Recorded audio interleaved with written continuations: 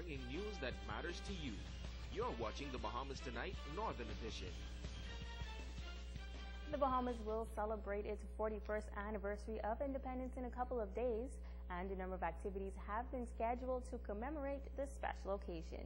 Here on Grand Bahama, a series of events are taking place to celebrate the country's birthday, the latest an ecumenical service of Thanksgiving in West End. An ecumenical church service being held at St. Mary Magdalene Church in West Grand Bahama. Minister for Grand Bahama, the Honorable Dr. Michael Darville, says it is only right that residents come together to give God thanks for his guidance and providence throughout the years.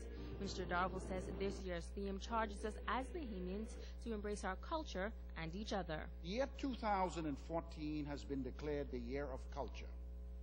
Our nation's leader, the Right Honorable Perry Gladstone Christie, in keeping with the proclamation of this year's independence theme, creating and celebrating our culture, a commitment to peace, compels us as Bahamians to appreciate the qualities, behaviors, and beliefs that set our society and people apart from others, and in recognition of these unique characteristics, to live in harmony with our fellow countrymen.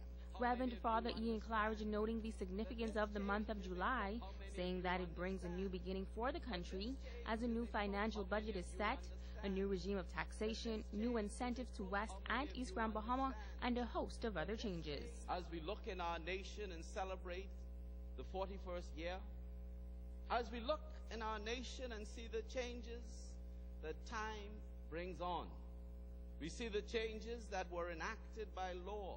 We see the changes that happen because of nature, but we must recognize that all change must begin with God. He is the only one that really makes you realize and want to start over. Reverend Claridge says changes are necessary. As a society grows, it must adapt to the world around it. He says while change does not happen overnight, one must be prepared and willing to embrace it. How many of you understand that this change is a process? Yes, we must change to be prepared and to be equipped to face the world around us. We must recognize this change, and if we don't embrace it, at least be aware of it and be prepared to work along with it. In the scripture, we recognize that there is not only the need for a new beginning, but we must also understand that it is progressive.